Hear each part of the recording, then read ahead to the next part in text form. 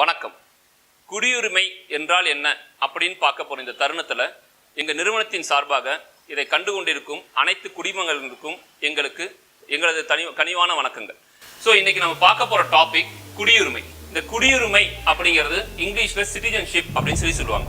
நான் இந்த நாட்டினுடைய பிரஜையா இல்லையா, நான் இந்த நாட்டினுடைய குடிமகனா இல்லையா அப்படிங்கிறது எந்த சட்டத்தின் கீழே வருது, நான் இந்த நாட்டினுடைய குடிமகன் ஆகணும் அப்படின்னா என்ன முறை, இல்லை நான் இந்த நாட்டினுடைய குடிமகனா ஏற்கனவே இருக்கிறேன்னா எப்படி இருக்கிறேன், இது போல பல கேள்விகளுக்கு நமக்கு இன்னைக்கு ஒரு விடையா அமையக்கூடிய வீடியோ தான் இந்த வீடியோங்க.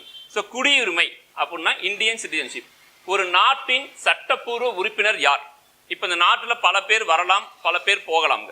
வெளிநாட்டில இருந்து நிறைய பேர் வருவாங்க, இங்கிருந்து நம்ம வெளிநாட்டுக்கு நிறைய பேர் போவோம்.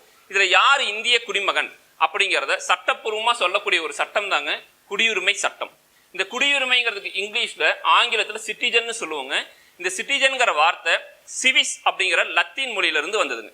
சிவிஸ் அப்படிங்கிற லத்தீன் மொழியிலிருந்து வந்த வார்த்தை தாங்க இந்த சிட்டிசன்கிற வார்த்தை. இப்போ நமக்கு இந்திய அரசியலமைப்புல வந்து பாத்தீங்கன்னா 22 பாகங்கள் கொடுத்துருக்காங்க. இது நம்ம இதுக்கு முன்னே போட்ட வீடியோல சொல்லியிருக்கோங்க.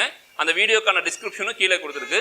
22 பாகங்கள் நமக்கு இந்திய அரசியலமைப்பு சட்டத்தில் இருக்கு. இந்த குடியுரிமையை பத்தி பேசக்கூடிய பாகம் எதுன்னு பார்த்தீங்கன்னா பாகம் 2ங்க.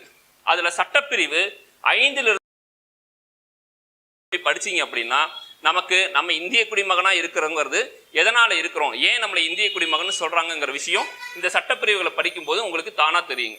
ஸோ இந்த குடியுரிமைங்கிற சட்டம் 1955 இயற்றப்பட்டு 8 முறை திருத்தம் செய்யப்பட்டிருக்காங்க. ஸோ 1955 நமக்கு 1950 தாங்க நம்ம இந்திய அரசியலமைப்பு நடைமுறைக்கு வந்தது.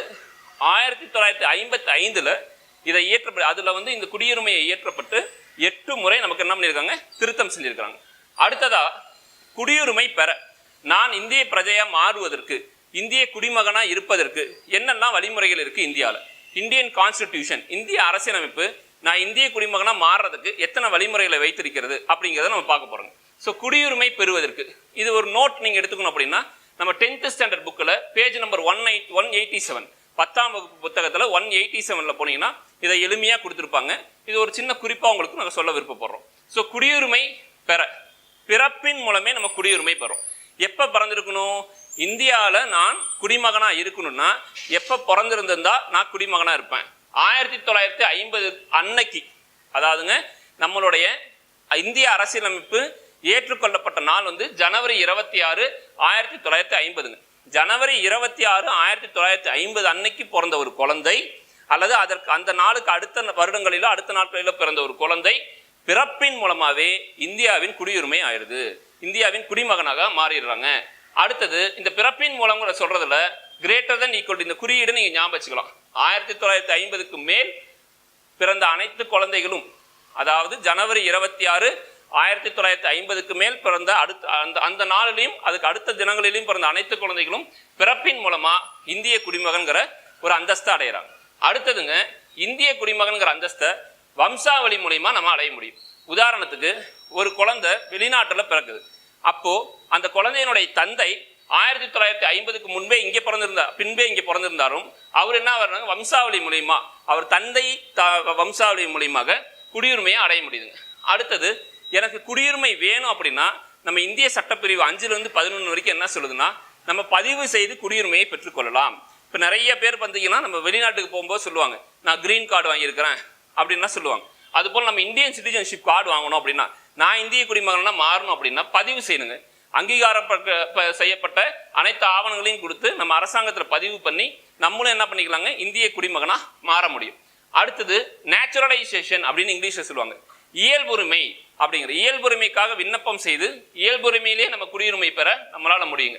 பின்பு அடுத்தது முக்கியமான ஒரு தலைப்புங்க. இப்போ நிறைய பிரச்சனைகள் இதில் தான் போயிட்டு இருக்கு. இந்த குடியுரிமை அப்படிங்கிறது வேற ஒரு நாடோ அல்லது வேற ஒரு பிரதேசமோ இந்தியாவோட இணையும் போது அந்த பிரதேசத்தை சேர்ந்த மக்கள் இந்திய குடிமகன்களாக தானாகவே மாற்றம் செய்யப்படுவார்கள். அப்போ பிரதேச இணைப்பின் மூலமாகவும் நம்ம இந்திய குடியுரிமையை பெற முடியும். ஸோ இன்னைக்கு நம்ம பார்த்த டாபிக் குடியுரிமை. குடியுரிமை அப்படின்னா சிட்டிசன்கிற வார்த்தை சிவிஸ்ங்கிற வார்த்தையிலிருந்து வந்தது. இது 22 பாகத்துல 2ஆம் பாகத்துல சட்டப்பிரிவு 5/11 வருது. இதுல முக்கியமான பாயிண்ட் 8 முறை திருத்தம் செய்திருக்கிறார்கள். குடியுரிமை பெறுவதற்கான வழிகள் அப்படிங்கிறது இங்க இருக்கு. அடுத்த வீடியோல குடியுரிமை பெறுவதற்கான வழிகளை நம்ம இப்ப பார்த்தோம். குடியுரிமையை நம்ம கிட்ட இருந்து நீக்கிறதுக்கு, நான் குடியுரிமையை இழக்கிறதுக்கு என்னெல்லாம் வாய்ப்புகள் இருக்கின்றன அப்படிங்கிறத நம்ம பார்ப்போம். நன்றி, வணக்கம். கீழே கொடுத்திருக்கக்கூடிய டிஸ்கிரிப்ஷனை நீங்க செக் பண்ணீங்க அப்படின்னா இதற்கு முன்பு நாங்க போட்ட வீடியோக்கள், உதாரணமாக அரசியலமைப்பின் உருவாக்கம், அரசியலமைப்பினுடைய முகவுரை, அதெல்லாம் உங்களுக்கு காண முடியும். ஸோ கீழே இருக்கிற டிஸ்கிரிப்ஷனை மறக்காம ஃபாலோ பண்ணுங்க, சப்ஸ்கிரைப் பண்ணி பெல் பட்டனை கிளிக் பண்ணுங்க. தேங்க்யூ.